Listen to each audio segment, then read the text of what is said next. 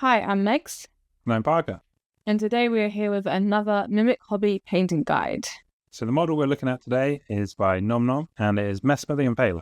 Messmer is the iconic boss from Elden Ring Shadow of the Erdtree expansion. So I identified three main aspects of his character that I want to capture. He has a very pale skin tone, almost undead looking.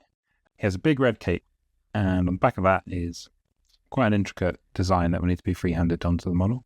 And then the third main aspect really is the armour. His metal armour is worn and aged. There's some oxidization on there, some interesting patina. You could call it tarnished even. So what sort of techniques are we going to cover today? Right, so this is quite an advanced guide, and there's a bunch of different techniques that we're going to cover, some of which include the oil washes, dry pigment, sponge work for the helmet, with some mixed metallic, airbrushing of course, dry brushing, and importantly, the freehand on the back of the cape. So in canon, he is approximately 10 feet tall, and I've printed him at more or less a 1/6 scale. Okay, so what I'm hearing is you have 18 inches of Messmer for me? Well, actually, more like 22. Right, well, I am ready to see what you've created. Are you ready to show me? You bet. I used the paint shown to make a desaturated violet red to use as the base coat. The shadows incorporate some blue, and a pale violet is the highlight. This is then applied as a rough underpainting layer. Messmer has an unusual skin tone that is also distorted by the strong lighting in his boss arena. His actual skin tone is much paler than it looks at first glance in the game. It's predominantly grey, with some light touches of pink and purple. This rough underpainting is an important part of the process because it offsets the extreme smoothness of the airbrush layers. Once this is done, you only need to leave it to dry for a few minutes before airbrushing over the top. I use a pale violet mixed to a slight off-white and use this colour to build up the volumes and blend in the brush layers. In this close-up, you can see how even just a quick pass with the airbrush blends the brush layer together effectively. A bit of blue is then added to the mix and sprayed to enhance the shading. One of the main features I wanted to replicate on this model was a highly textured skin, so the next step for this was to use some airbrush stippling. I like to use ink for this. You reduce the pressure on your airbrush to the point where the spray pattern becomes broken and random. This adds many small dots as microtexture to a surface. In this case I use two different colours, a muted pink and a blue-grey, to add more grain to the skin tone of the model. I add a final highlight with a fine needle airbrush and some white ink, which also blends the stippling layer to create a final skin tone.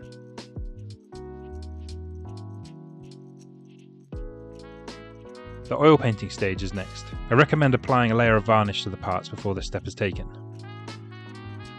This is very heavily diluted with mineral spirits, as much as 80 to 90%.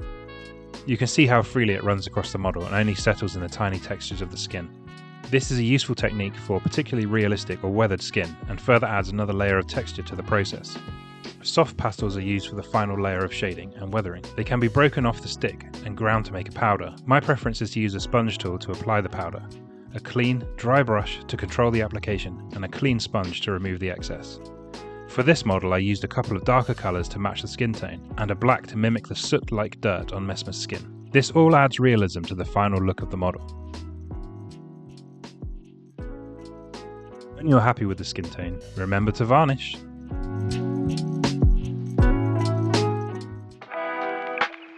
The next feature of this imposing character I chose to tackle was the cloak. It is pretty straightforward as it is virtually all red. Oh yeah, apart from the massive symbol on his back that was all done in freehand. Don't worry, we'll get to that, let's not get ahead of ourselves. Begin with a fairly heavy dry brush to bring out the texture on the cloth. Pure titanium white is the choice here. It will set a nice base to build on. Starting with the highlight colour is a nice secret to painting red. It always seems so much easier to shade down from the highest point and keep the red consistent. So an orange red goes on first, covering the whole cloak, but a little heavier in the folds. Then a darker red, Pyrrole red in this case. Again, hitting all over, but lighter layers in the raised areas and heavier areas in the recesses of the folds. When using semi-opaque paints like this, it is easier to build up the shadows in multiple passes than it is to try and apply highlights. For the deepest shadows I mix in a perylene maroon and then a dioxazine purple. This is applied exclusively into the recesses of the folds.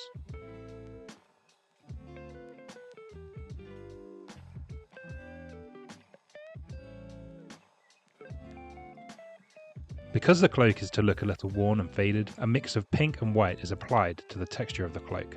This reinforces the texture of the material and adds a bit of weathering to the surface. I know that I will be applying a fairly heavy oil wash to this, which will stain everything, so I'm happy to leave the raised areas quite pink. Now this is going to be a bit of a catchphrase, but don't forget to varnish again here before we go to the oils. I mix a nice dark red using the oils and 60 or 70% mineral spirits, so the mix is a little thicker than we used for the skin. Make sure to have a bit of clean mineral spirit in a separate dish to help you control the consistency and keep the brush clean.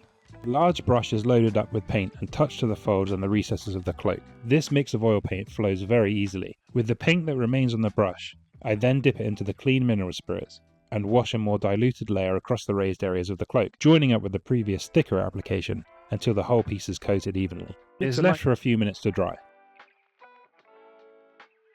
Microfiber cloths are a great option to blend and remove the oil paint. It is important to be able to remove the paint quickly without damaging the paint layers or leaving fibers behind, and these cloths are perfect for this. There are a lot of nuances to using oil paints on models, and we will cover this in detail in a future tutorial video.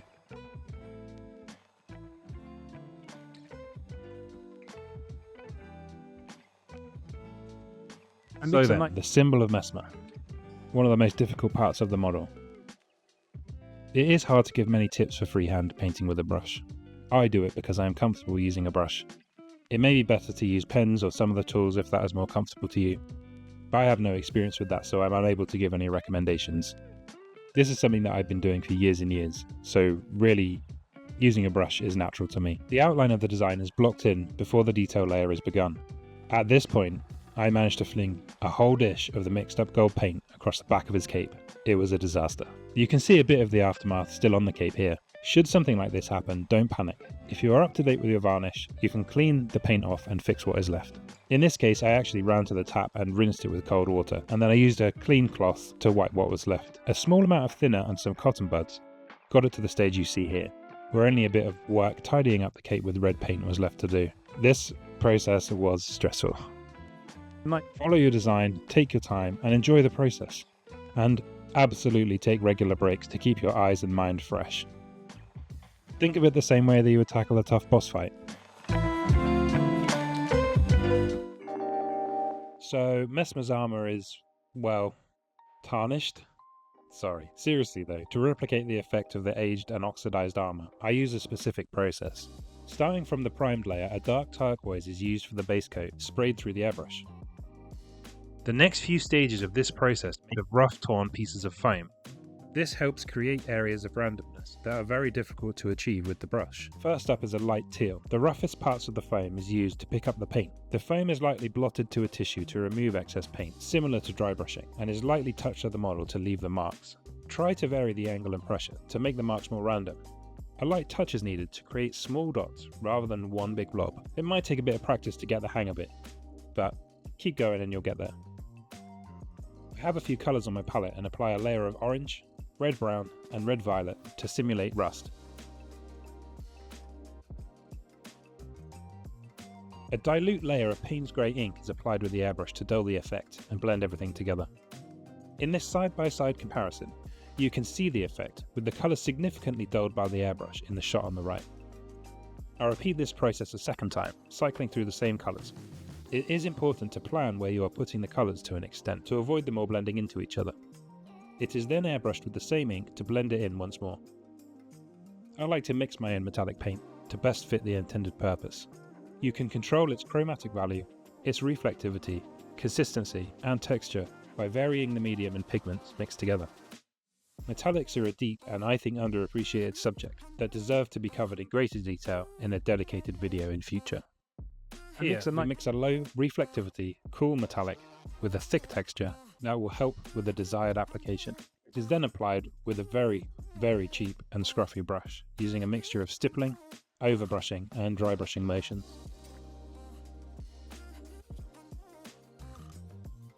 I like a flat brush for this kind of painting as it does give a greater variety of options. Like with the sponging, it is deceptive and it is worth trying to think about where you are placing the marks. The objective is to give the impression of randomness, while still maintaining an element of control. Ideally, it covers the areas that aren't already coloured from the sponge layers, leaving a bit of the patina to show through. I think about weathering as telling a story and communicating the history and backstory of the object. It appears random, but it is important to have an objective in mind. It is a common beginner mistake to slap blood and dirt and rust everywhere without thinking about its placement, but that is not a realistic interpretation of weathering for the most part. The rest of the armour is completed using this process, as you can see here in a close-up of his leg armour.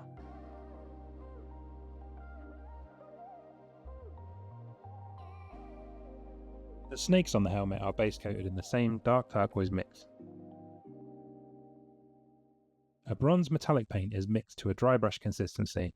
This gives the impression of an aged bronze with a bit of oxidization. Adding a little gold pigment to the mix creates a highlight version of the paint that is lightly dry brushed onto the snakes after. For the gold bracelet, a similar process to the armour is followed, this time base coating in green and using a mint green colour with a sponge. It is then blended using a phthalo green through the airbrush to reduce the effect like before. Then a gold mix is applied using the rough stippling and overbrushing method that was used for the armour.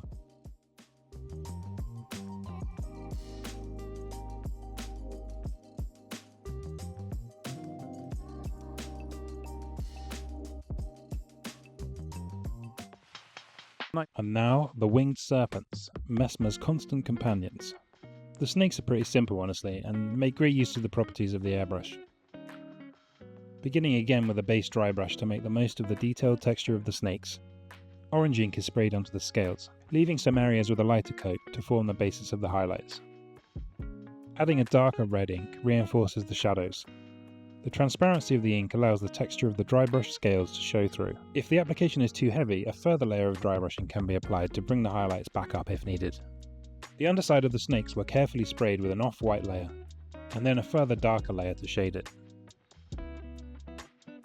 A layer of gloss black is carefully painted onto the eye and left to dry. The distinctive snake eye pupil is created with this layer, just by painting green around it and leaving the pupil shape in place. A gloss green ink is then glazed over the green to complete the effect. Messmer's follicles of flowing flame begin with another dry brush white layer over the grey primer. As I'm sure comes as no surprise to anyone, again, use the transparent properties of the ink through the airbrush to stain the hair and colorise the shadows and highlights created by the priming and dry brushing. Start with orange and shade deeper into red. One important part of this process was to mask the face using an elastic masking putty to avoid a majority of the overspray. This stuff is an essential for airbrushing. It is clean, reusable, and very easy to shape into place. It also gives the most satisfying peels. I do give a light dry brush of orange in a few spots to mimic a bit of the shine on the hair. Messmer's lips read as a sort of light grey-brown, so I mixed up something I thought was similar from a pale off-white, a brown ink, and a small amount of the skin colour. There is a bit of a knack to lips. Ensure the lips start as the skin colour, building up to the final colour using several light layers of paint. More layers are stacked in the darker parts of the lips, and layered more sparingly where it wants to be lighter. This process creates the volume, and I normally try to use just one colour for the lips and follow this method. Messmer has orange eyelashes. How many of you guys knew that? Well, one of my chat did, so I lined his eyes with orange. Powder was again used on his face at this stage. Honestly, it's the same process as the rest of the skin. It was just focused around the eyes, under the nose and lips. Just a way to add some extra definition to the shape of the face.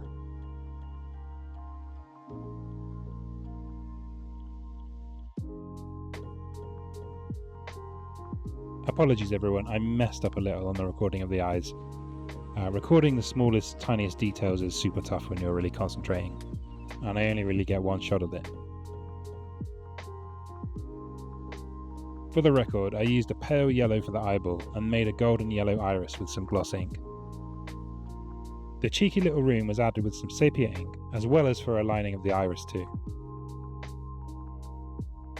Even though this is a very large model, actually his head and eyes were pretty small in comparison, so it was a little tricky to get good detail in there, but here it is all together.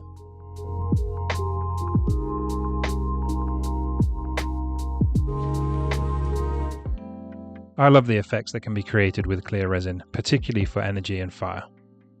A yellow dye is added to the clear resin before the printing process begins to create a yellow flame.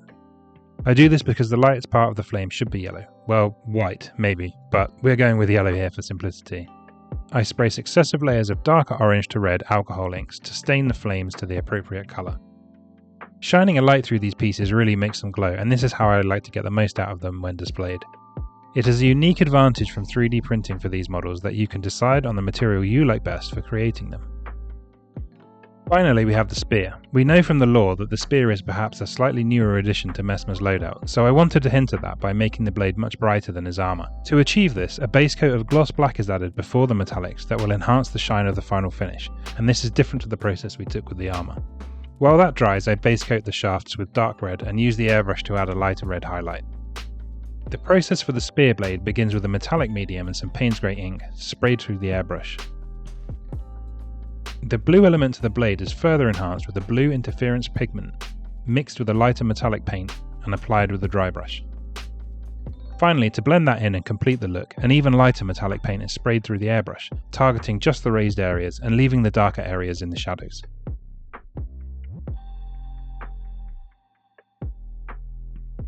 Here is the complete model. This was an epic project and the biggest model I've ever painted. This video is already so long. There are a few details like the base I have left out for now. I can cover some of those techniques in another video for another model, so please do let me know what models or subjects you would like to see me cover in the future, and drop us a sub if you want to see more of my upcoming projects.